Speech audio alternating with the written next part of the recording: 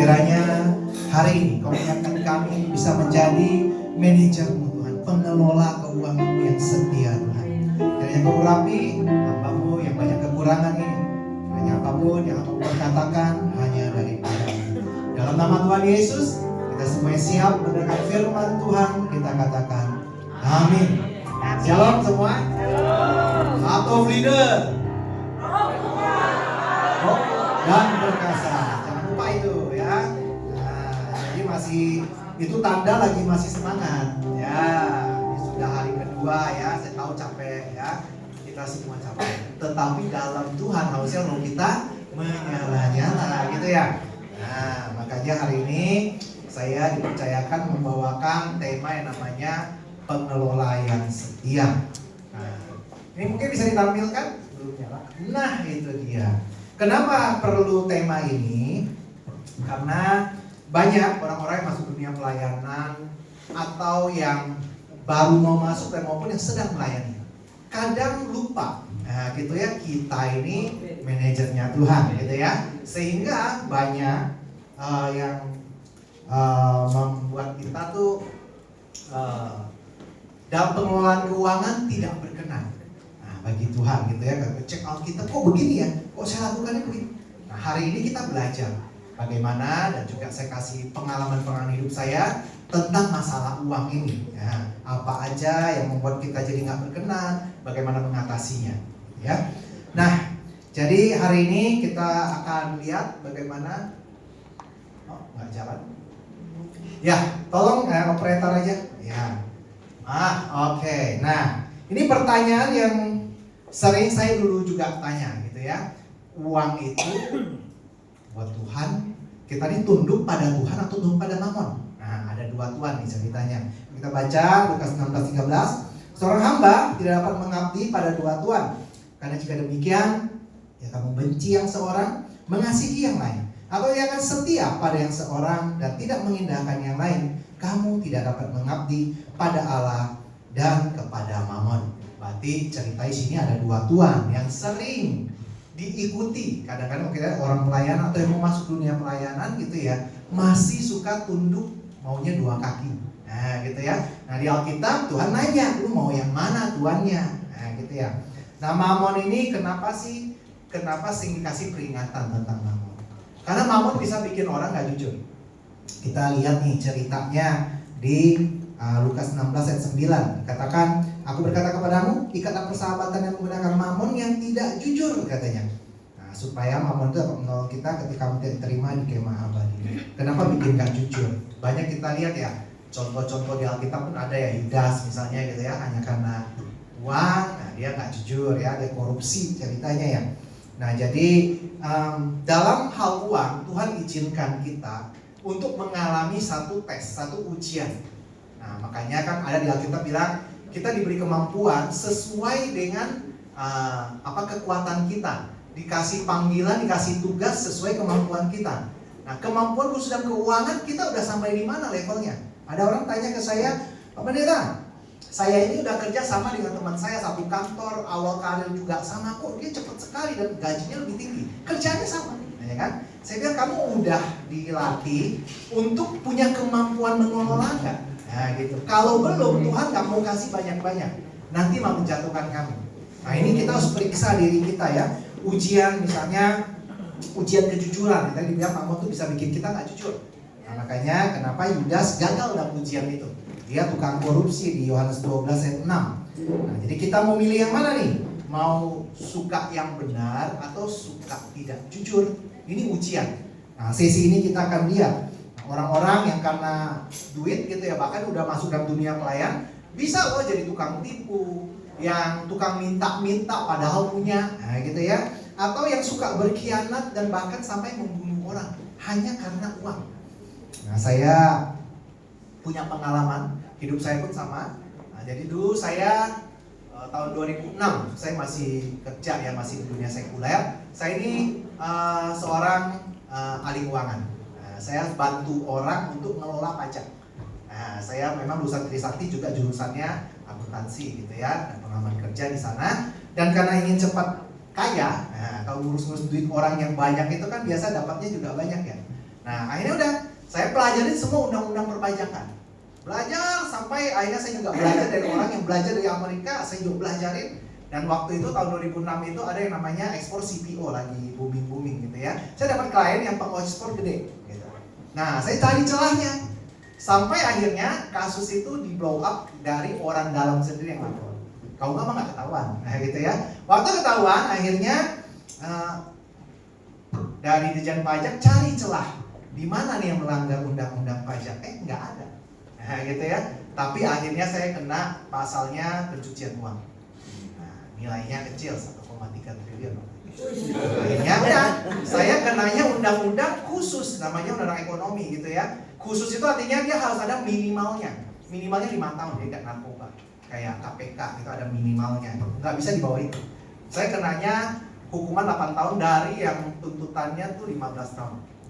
Itu pun karena nego-negoan dengan pemerintah. Dengan waktu itu Sri Mulyani, jadi kalau kamu mau kan, saya si malakama dari pihak klien mau jatuhkan saya karena takut saya ngomong gitu ya sama pemerintah. Dan akhirnya saya nego dengan pemerintah, kalau saya kasih tahu caranya saya tidak dibantu nggak dihukum. Nah akhirnya saya cuma jalanin 4,8 tahun di Cipinang dulu. Nah itu saya seperti itu karena cinta uang, pengen cepet kaya gitu ya. Dan saya berasa nggak bersalah gitu. Kenapa? Lo kan kepintaran saya kan nggak ada pasalnya gitu ya.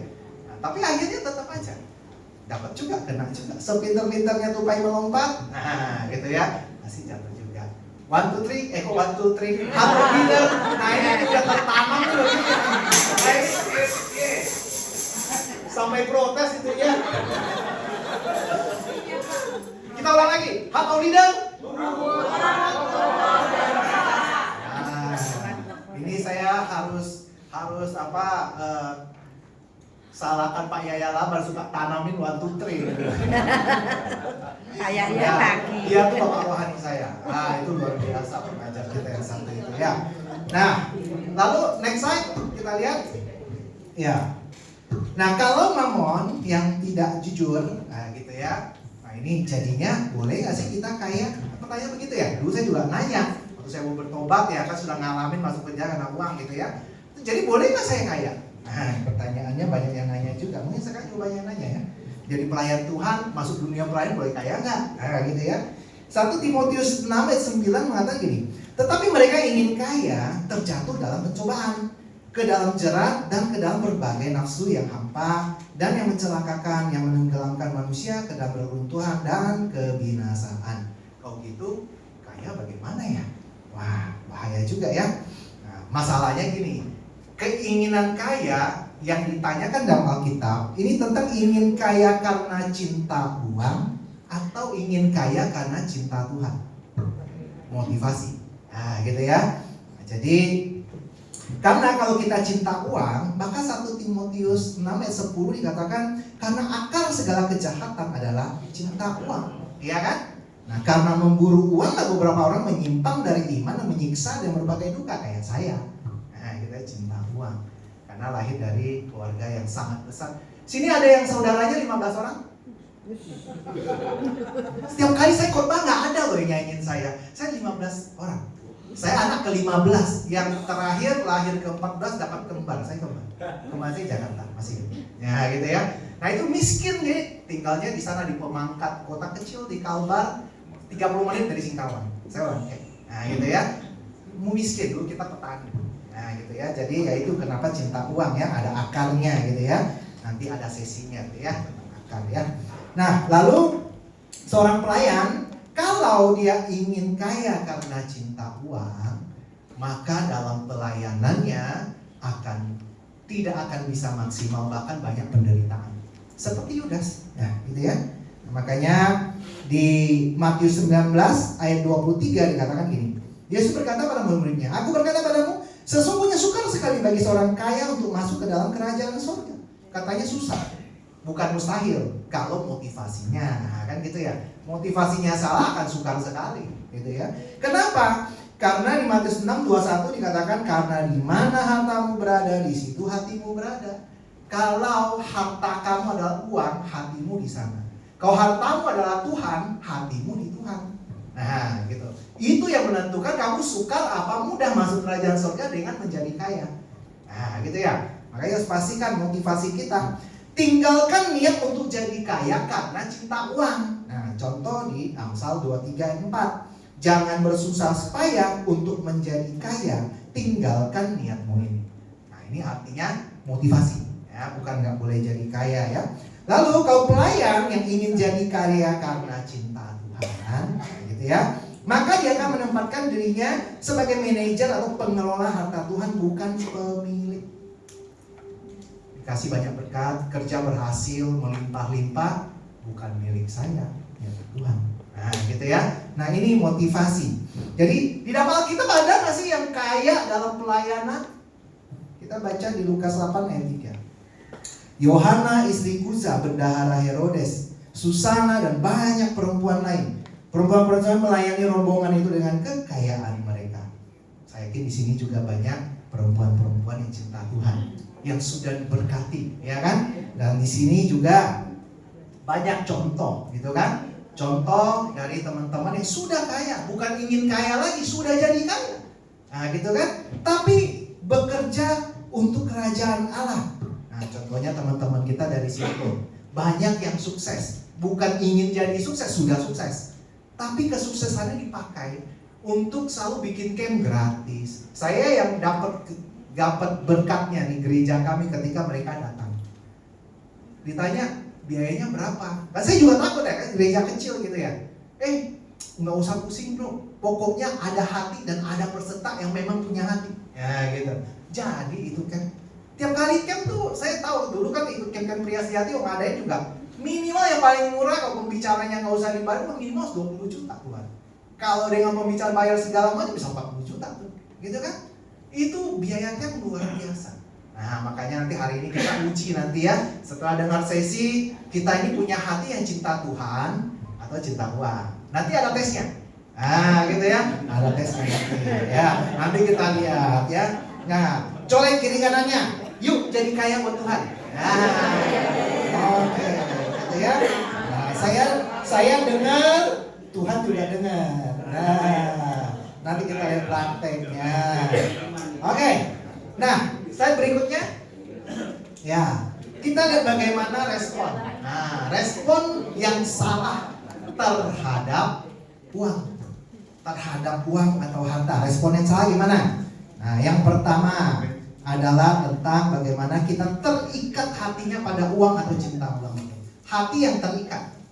Nah, di Lukas 18 ayat 22-23 dikatakan, mendengar itu Yesus berkata kepadanya, masih tinggal satu hal lagi yang harus kamu lakukan. Jualah segala yang kau miliki dan bagi-bagikanlah itu pada orang-orang miskin, maka engkau akan beroleh harta di sorga. Kemudian datanglah kemari dan ikutlah aku. Ketika orang itu mendengar perkataan itu, dia menjadi amat sedih sebab dia sangat kaya.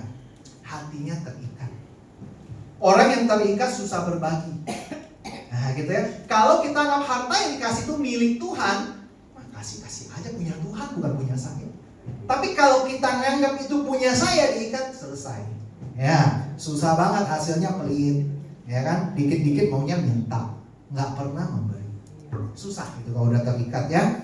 Makanya jangan sampai kita ini terikat. Kalau terikat akhirnya banyak nanti terdorong untuk selalu mau nambahin. Nah, nambahinnya cara-cara yang salah, penggelapan kayak Yudas gitu ya, kayak saya gitu ya, penggelapan pajak ya. Makanya Lukas 12 ayat 15 dikatakan, katanya lagi pada mereka, berjaga-jagalah dan waspada terhadap segala ketamakan. Sebab walaupun seorang melimpah-limpah hartanya, hidupnya tidak tergantung pada kekayaan.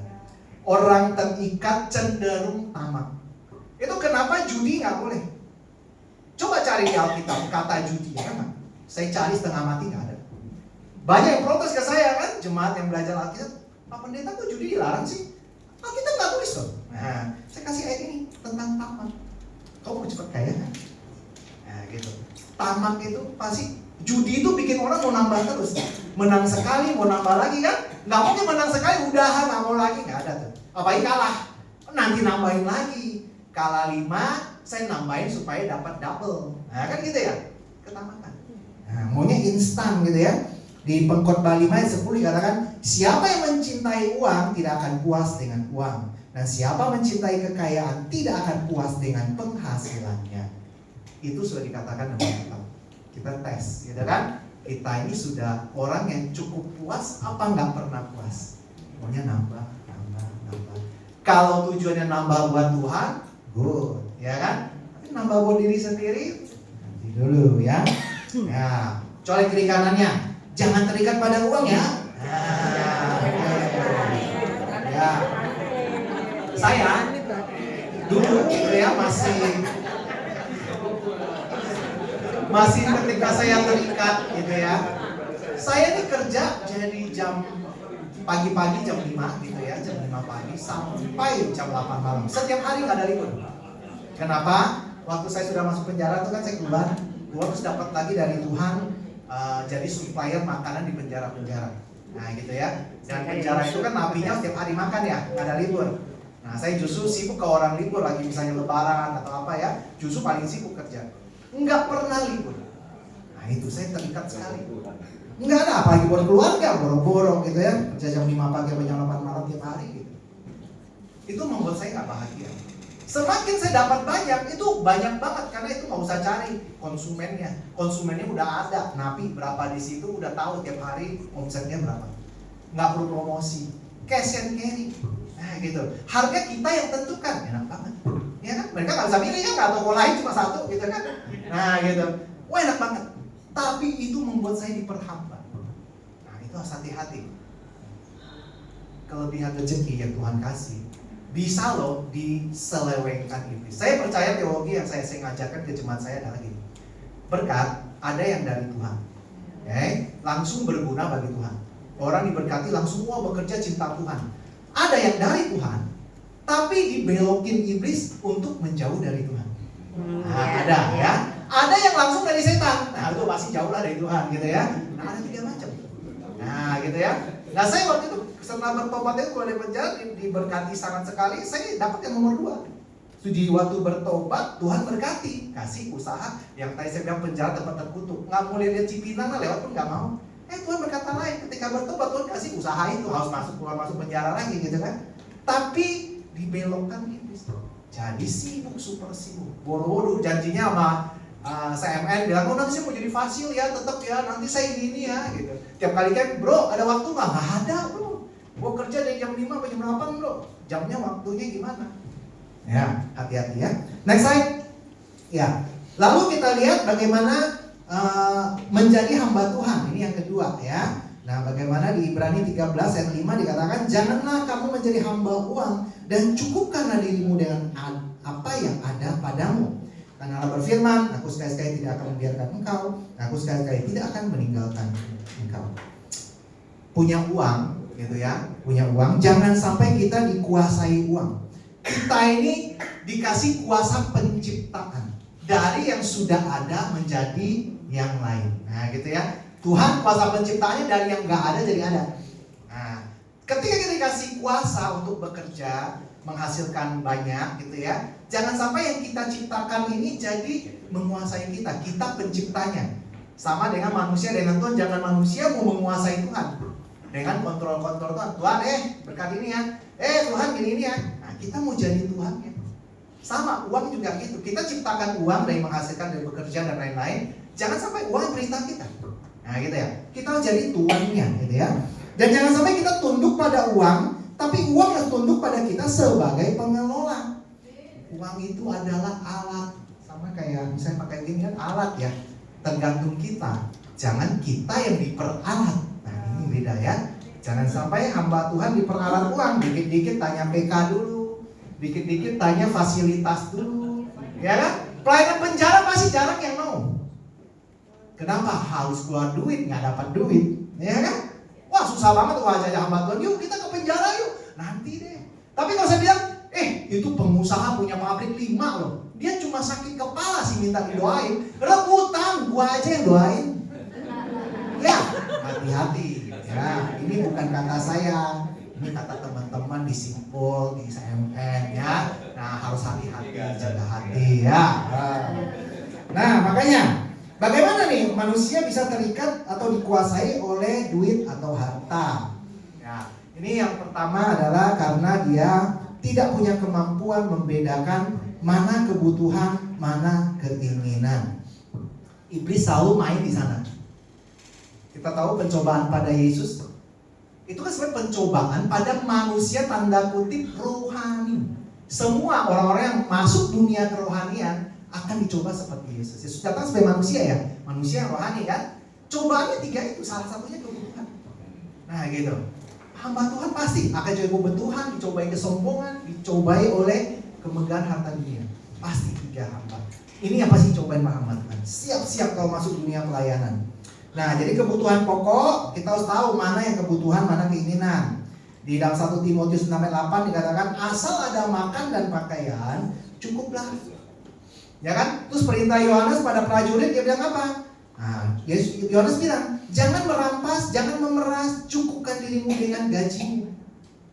Ya, jangan diperas tuh. Wah, di jemaat kaya gue peras.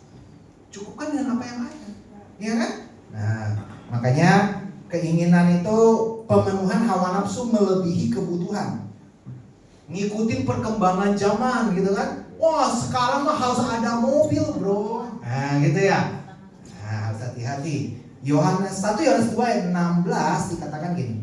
Sebab semua yang ada di dunia, keinginan daging, keinginan mata, keangkuhan hidup tidak berasal dari Bapa, melainkan dari dunia. Ketika dikasih berkat, jangan naikkan gaya hidupmu. Naikkan daya memberimu. Itu harus. Kebutuhan pasti segitu aja, ya kan? Mau ditambah berapapun, kebutuhan kita mah sama. Paling naik pun dikit.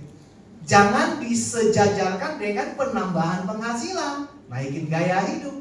Yang biasa jalan kaki, gue pengennya Alphard sekarang. Nah gitu ya. Jangan ya. Nanti aduh ya itu ya. Saya ngalamin soalnya ya.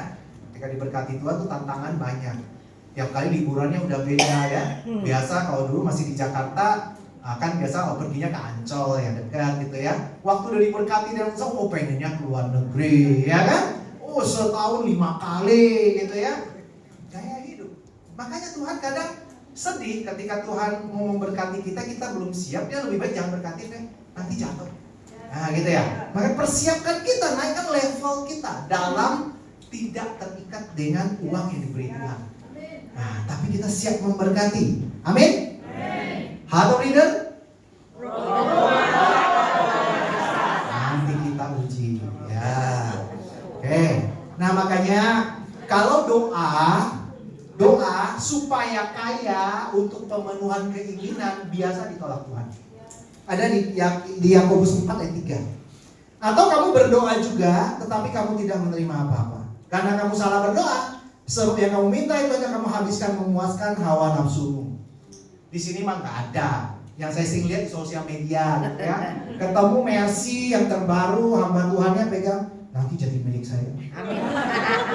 Perlu gitu pelayanan pakai Mercy keluhan terbaru? Atau yang sosial media di sini mah nggak ada pokoknya ya. Di sosial media tuh ada yang minta pesawat jet pribadi kan gitu ya. Penginjilan katanya ya. Perlu nggak sih begitu? Nah gitu ya. Itu tentang keinginan ya. Atau kalau yang ibu-ibu janganlah ya, yang anak muda aja kita bilang ya. Anak muda kalau lihat Shopee, TikTok, ya kan? Promo, saleh. Nah ya, sale 90%. Butuh nggak sih? Belum sih gitu ya, tapi murah loh. Ya kan? Di sini nggak ada, isi saya dulu begitu. Nah ya, aduh kita yang deg-degan kalau dengar suara Shopee ya gitu ya. Aduh, atau ting-tong di depan ya. Dia, aduh Shopee lagi datang. Siapa nih yang belanja? Nah gitu ya. Nah itu kira-kira ya. Betul.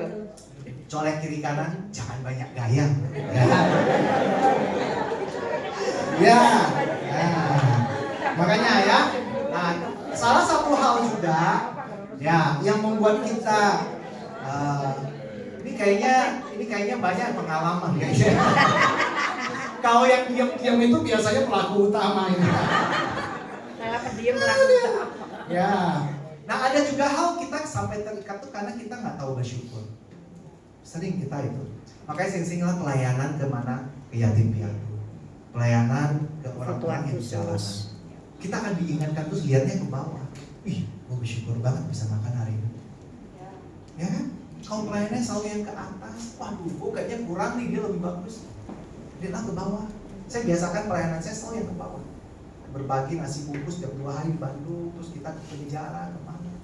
Pelayanan saya nggak pernah bilang harus PK. Fasilitas bayar sendiri. Yang penting kamu ada yang mau cari Tuhan kan.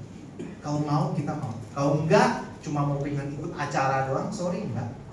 Waktu saya terlalu berharga gitu. Nah gitu ya. Nah makanya ayo kita ya.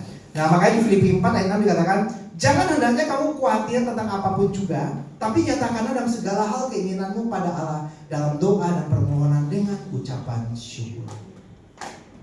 Jangan khawatir. Pelayanan itu kalau memang kita dipanggil Tuhan, kita ujian. Kita pelayanan itu dipanggil Tuhan atau bukan. Saya pun ketika saya diberkati Tuhan setelah bertobat, itu kan bagi saya kan itu dari Tuhan ya. Lalu ketika saya panggilan untuk full time meninggalkan usaha yang sudah jalan, saya jadi bertanya sama Tuhan, Tuhan kan ini kan usaha dari Tuhan, kok sekarang suruh tinggalin lagi? Benar gak nih panggilan? Jangan setan nih. Nah kan gitu ya. Saya uji loh. Uji panggilan saya 4 bulan. Sampai saya minta mujizat 3. Karena waktu saya dipanggil, saya dikasih ayat tentang Yesus tanya sama Petrus, apakah kamu ngasih aku gembalakan domba-domba? Saya masih pengusaha, domba yang dari mana? Minta 3 mujizat, 3-3-nya dikabulkan yang berhubungan dengan panggilan itu. Wah, saya bilang kalau udah kayak gitu nyerah. Saya lepasin usaha. Kan punya 15 saudara ya, 14 saudara kan ya. Semua ngurus cabang. Saya hanya minta saya perpuluhan saya 10%. Udah, saya jadi komisaris yang pasif aja. Saya sampai tahun 2018 dihabiskan jadi pendeta tanpa sekolah teologi. Nah, itu salah satu puji yang saya minta. Nah, saya mau tahu nih benar nggak nih saya pendeta gitu kan, suruh gembala ya. Tapi kata orang kan sekolah teologi. Udah, Tuhan satu mujizat jadi pendeta ditabiskan. Dan saya tidak sekolah teologi. Benar, dapat. Nggak bisa saya angkat tangan dan semua ini dari Tuhan. Ya, nah, makanya dan nggak perlu khawatir sampai sekarang. Jemaat kami hanya jemaat yang kalangan bawah, gitu kan? Cuma ada kotak persembahan di situ. Lu mau ngasih nggak ada perpuluhan. Saya hidupnya dijaga Tuhan. Sampai sekarang usaha. Nah ini saya usaha itu udah ini 10 tahun kali ya, suplai makanan untuk keluarga besar ya. Tapi tahun ini cobaan paling berat. Kita total cabang waktu itu kita 50 cabang. Terus tahun ini sudah 40 ditutup oleh menteri. Nah menteri yang baru pengennya ada satu perusahaan. Nah, dulu kan pakai lelang. Nah kan lelang kita lelang gitu kan. Sekarang nggak, tutup semua, nggak mau tahu tuh kontraknya masih ada 2 tahun kan, 3 tahun, pokoknya tutup. Kalau kamu nggak suka langsung ke petun aja, ke pengadilan aja. Nah gitu kan, kita nggak bisa ngomong apa-apa, rumah dia, gitu ya. Tapi ya itu cerita lain yang pengampunan ya. Nah, tapi ini intinya jangan terikat. Ya kita harus yakin pemeliharaan Tuhan, ya kan? Ya. Amin. Lalu next slide, nah, kita harus jadi pengelola yang benar. Nah ini di 1 Timotius 6:17-19 dikatakan, peringatlah pada orang-orang kaya di dunia ini agar mereka jangan tinggi hati dan jangan berharap pada sesuatu yang tidak tentu seperti kekayaan, melainkan kepada Allah yang kekayaannya memberikan kepada kita segala sesuatu untuk dinikmati. Peringatkan agar mereka berbuat baik, menjadi kaya dalam kebajikan, suka memberi dan membagi. Dan dengan demikian mengumpulkan satu harta sebagai dasar yang baik bagi dirinya waktu yang akan datang untuk mencapai hidup yang sebenarnya. Tuhan tidak melarang kita jadi kaya, tapi selalu mengingatkan kita untuk memberi. Walaupun kondisinya adalah kita lagi kekurangan. Saya tetap program memberi saya tetap jalan walaupun sekarang lagi susah. Bahkan saya lagi umumin jual rumah gitu kan, belum kejual. Tapi saya tetap percaya pemeliharaan tetap jalan dan pelayanan jangan dikurangin, tetap jalan. Nah gitu ya. Nah lalu Tuhan pengennya gini, kita kaya asal bukan dengan cara lewat cara-cara yang bertentangan dengan firman atau melakukan kejahatan. Nah ini di Amsal 21:5-6. Rancangan orang rajin semata-mata mendatangkan kelimpahan, tetapi setiap orang yang tergesa-gesa atau tamak, nah gitu ya, hanya akan mengalami kekurangan. Memperoleh harta benda dengan lidah dusta ada kesia-siaan yang lenyap dari orang mencari maut. Bahkan di Efesus 4:8, orang yang mencuri jangan mencuri lagi, tetapi baiklah bekerja keras. Saya suka waktu kecil waktu sekolah ya, guru ngajarin ora et labora. Ya, kita kerja ya kan sambil berdoa. Dia minta pernyataan Tuhan pekerjaan kita. Nah, makanya kalau minta pernyataan Tuhan, jangan sampai bekerjanya bidang yang dilarang Tuhan. Nah, gitu ya. Nah, Nah, di bidang judi kek, tukang tipu kek, koruptor, jangan gitu ya. Nah, ini harus hati-hati. Ya, kalau tidak mau dikutuk ya. Nah, kalau tidak mau kerja, maka berkat tidak disalurkan dan tidak bisa makan. 2 Tesalonika 3:10. Sebab juga waktu kami berada di antara kamu, kami beri peringatan pada kamu, jika seorang tidak mau bekerja, jangan ia makan. Jadi di kami kalau melayani jemaat yang kurang, kami selalu sediakan pancingnya. Nah, di awal-awal oke, karena kamu melakukan kekurangan, apa yang kamu butuh? Oh, saya nggak punya tempat tinggal, oke, kita ada tempat. Nah, atau misalnya makan nggak bisa, kita kirimin berasnya, gitu ya. Tapi kamu harus dimuridkan dan mau bekerja. Nah, di tempat kami ada pelatihan cuci AC. Nah, terus ada juga yang kasih gerobak untuk jual tekoci gitu ya. Dan kasih peralatannya, kamu cari tempatnya aja. Supaya kamu kerja, jangan hanya minta. Nah gitu, ketika kamu punya, maka kamu akan diberkati. Dan juga kita jangan cari harta dengan cara yang salah, mendatangkan penderitaan. Amsal 15:27.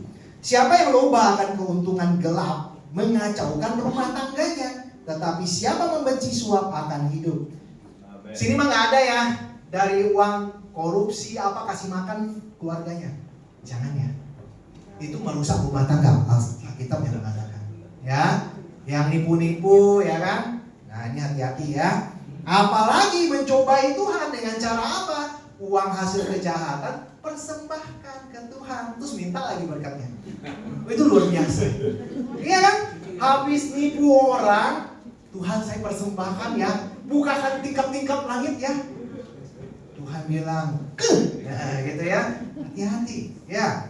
Ini Alkitab pun mengatakan bahwa kita jangan sampai mau masukkan persembahan dengan uang darah, seperti terjadi pada Yudas. Ahli Taurat yang keras hati pun ngerti, nggak mau uang hasil sogokan Yudas itu kan masuk ke kotak persembahan. Jangan, ini uang darah katanya. Orang yang keras hati loh, yang cinta uang aja dia tahu loh, iya kan? Nggak mau tuh duit. Di gereja sekarang banyak habis nipu kasih ke sana. Lebih hebat daripada ahli Taurat itu. Wih, luar biasa ya. Kayak hati-hati ya. Nah, makanya harta yang kita peroleh itu kita harus jadi pengelola, karena kita cuma dititipin doang. Ya, dititipin. Makanya Amsal 10:22 dikatakan, berkat Tuhan menjadikan kaya, susah payah tidak akan menambahinya. Semua orang, apapun panggilannya, di sini semua hamba Tuhan atau yang masuk dunia pelayanan, kita punya panggilan masing-masing. Kita nggak perlu ngejek orang lain. Lu mah nggak pernah ke penjara lu, gua dong. Nah gitu ya, punya panggilan beda-beda, ya kan? Tapi kita diwajibkan saling mendukung, apapun panggilannya. Nah gitu ya. Saya kadang suka dibully orang, lu mau ngapain, lu bagi-bagi gini-gini. Ya panggilan, lu panggilan lu nggak begitu ya nggak usah, gitu kan ya. Tiap orang kan punya, ya. Makanya, ayo kita ya harus punya motivasi yang benar. Heart of leader? Oke, next slide. Ya, tadi bekerja itu harus tujuannya menginvestasikan tujuan Tuhan dalam hidup kita, yaitu membangun kerajaan Allah. Amsal 3:9. Muliakanlah Tuhan dengan hartamu dan dengan hasil pertama dari segala penghasilanmu. Penghasilan kita harus digunakan untuk memuliakan Tuhan. Nah, ini sama Kolose 3:23-24. Apapun yang kamu perbuatlah dengan segenap hatimu, seperti itu Tuhan dan bukan untuk manusia. Caranya gimana? Kelolanya? Nah itu ya segitiga ya. Ada up, ada out, ada in. Nah di sini dikatakan up-nya kita kembalikan pada Tuhan yang memberi. Tidak ada paksaan, jangan terpaksa. Ya, mau kasih 10%, mau kasih 30%, mau 50%, terserah. Tapi sukacita kasihnya. Saya yakin orang yang mengalami Tuhan terus-menerus nggak pelit. Dia nggak akan tetapin cuma 10% aja deh. Padahal mampu kasih 30%. Orang yang ngalamin Tuhan, kalau bisa seluruh penghasilnya kasih. Sama seperti yang janda miskin. Ya kan, dia mengalami itu maupun miskin. Tapi hatinya kaya karena ngalamin Tuhan.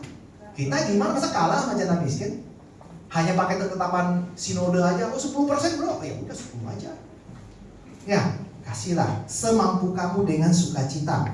Nah, terus yang di sini di in-nya adalah buat kita sendiri, kebutuhan. Kan kita perlu dicukupkan kan?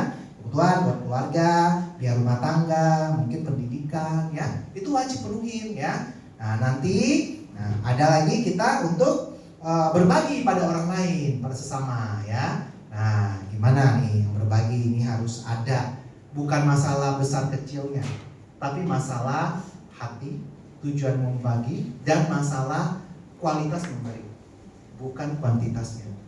Orang lain boleh berbagi setiap hari, 2 kali sehari, 3 kali sehari, itu bukan patokan. Tetapi kalau kita, saya dulu mulainya gimana? Keluar dari rumah, dari masakan di rumah ada lebih, saya bungkus 1 aja. Keluar, dapat saya lihat miskin masih belum makan, kasih 1. Itu aja.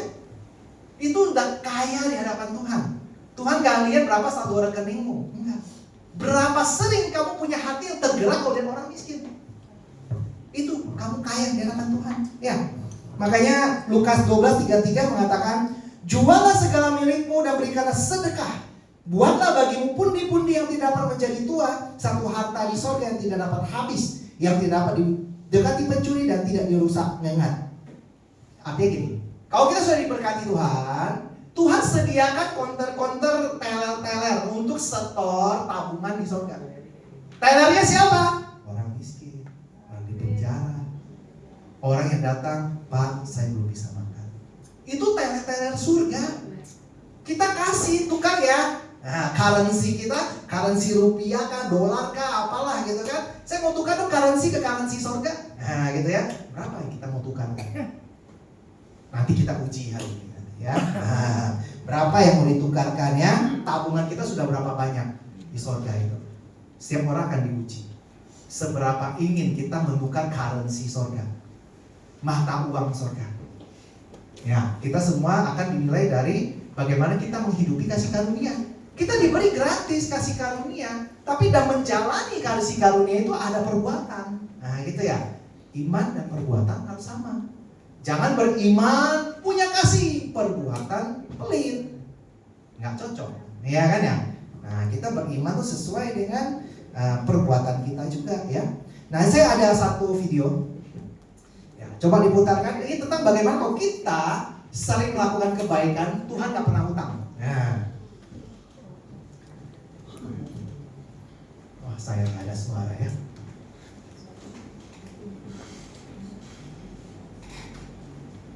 Ya, ini cerita bagaimana seorang anak kecil ingin merayakan ulang tahun kakeknya. Tapi mamanya, neneknya miskin ya, dia tinggal sama neneknya. Nah, sampai di counter duitnya kurang. Nah, neneknya bilang udah beli yang ini pakai voucher lagi belinya, voucher dari pemerintah tuh ya.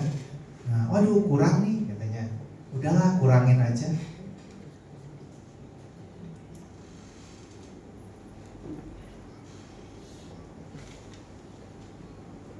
Sering terjadi waktu saya kecil. Nah, thank you. Tuhan baik.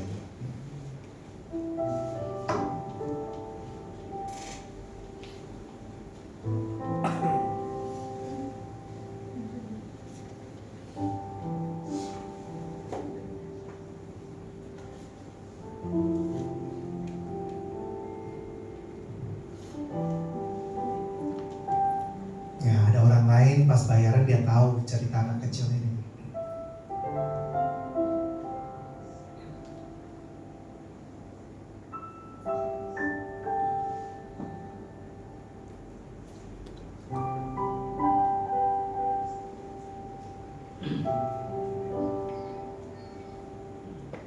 Ternyata orang yang memberi itu ngalamin sama persis waktu dia kecil. Ada pria yang memberikan kue yang dia minta karena mamanya gak sanggup.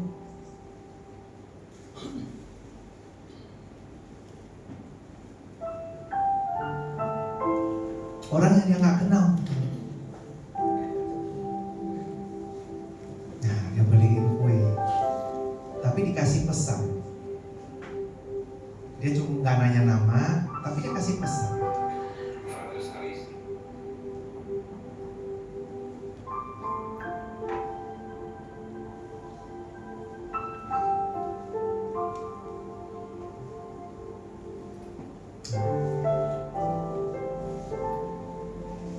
Dia jadi ingat apa yang pria itu kasih pada dia. Satu pesan.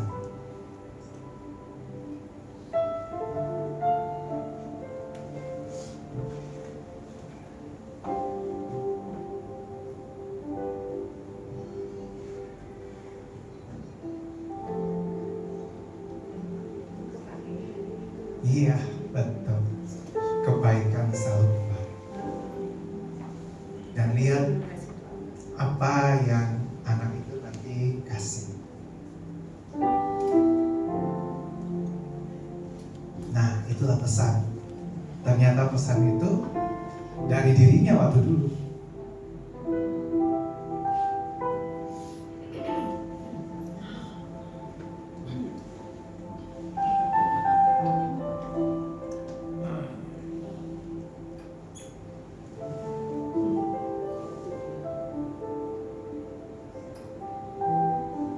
Tindakan kebaikan sederhana menciptakan riak kebaikan yang tak berujung. Cerita ini saya alami. Waktu kecil, sekolah, gak punya uang jajan. Lihat teman-teman jajan, aduh pengennya. Akhirnya saya lakukan apa? Di kantin itu ada satu bapak. Dia tuh kalau jualan nggak pernah nanya anak-anak mana uangmu. Pokoknya kita ngaku aja sendiri. Tadi makan apa. Karena kalau sekali istirahat itu kan rame-rame semua, gitu ya. Ambil, makan dulu gitu kan. Habis itu baru bayar. Saya selalu ngambil nggak pernah bayar. Kenapa? Pengen. Nah gitu ya. Tapi saya ingat. Saya bilang, Tuhan, saya mau balas kebaikan orang. Ternyata 2 tahun lalu dia sudah nggak ada. Anaknya kebetulan satu kelas dengan saya. Ternyata satu kali dia WA lewat Facebook, dia lihat Facebook saya. Dan dia bilang, kan saya dulu dikenalnya, kan nama lengkap saya kan Agustinus Ferry Sutanto, panjang ya. Orang kenal saya di kampung, mereka panggil saya Agus. Saya berubah jadi Ferry itu cuma waktu saya SMA, karena satu kelas ada 3 Agusnya. Akhirnya guru saya bilang, kamu dipanggil Ferry aja. Di Jakarta saya berubah jadi Ferry gitu ya. Waktu di Kalimantan saya masih Agus namanya. Nah waktu teman saya, dia WA, dia Facebook, direct message. Gus, sekarang hamba Tuhan ya, luar biasa. Kenapa? Kok lama nggak pernah ketemu ya kita? Saya ya saya mah sekarang susah Gus, gini. Anak saya banyak, saya tinggal suami, dan lain-lain. Saya langsung ingat papanya. Saya bilang, minta alamat dong. Saya kunjungi tim kami, ya, Sis Elsa dan lain, kita pergi ke sana. Kita doain. Itu saya bantu. Saya sering belanja, dia jual coipan apa gitu ya, seperti papanya. Nah, sering jajan. Jadi tiap kali sekarang rutin tuh WA. Gus, mau makan ini enggak? Aku lagi produksi nih. Kirim. Saya selalu. Kebaikan pasti akan kembali. Amin. Kita mungkin lagi berbuat kebaikan, kita nggak langsung rasain seperti bapak yang jualan di kantin, tapi anaknya. Ya, ayo kita lakukan kebaikan. Mari saya undang berdiri, saya undang pemusik. Singa. Hari ini saya mau kita punya hati seorang hamba. Hari ini saya mau kita jadi pengelola yang setia. Karena Tuhan tidak pernah berhutang. Ketika kita mau jadi hambanya yang setia, yang tidak terikat pada hal-hal duniawi, tapi selalu memberi. Hari ini saya mau ngajak kita membawakan satu lagu tentang hati seorang hamba. Ku tak membawa apapun juga saat ku datang ke dunia. Ku tinggal semua pada akhirnya saat ku kembali ke surga. Inilah yang ku punya, hati sebagai hamba yang mau taat dan setia padamu. Bapa, kemanapun ku bawa, hati yang menyembah dalam roh dan kebenaran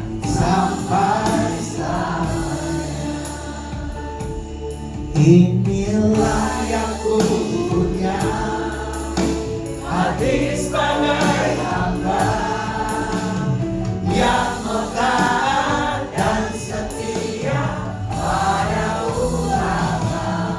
Kemana ku bawa hati yang menyembah dalam roh dan kebenaran sampai sekarang. Musik pelan.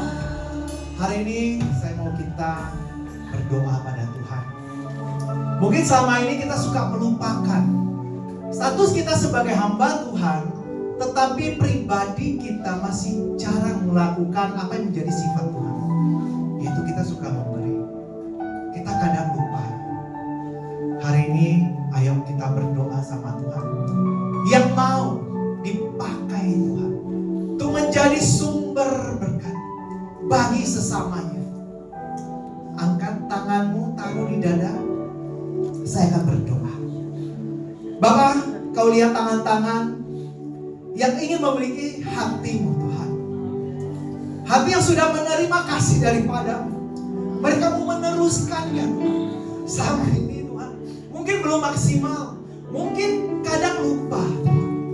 Hari ini kau ingatkan bahwa kami ini Tuhan sudah terlalu banyak menerima daripadamu Tuhan. Setiap hari Tuhan, kami bisa bangun pun sudah jadi berkat.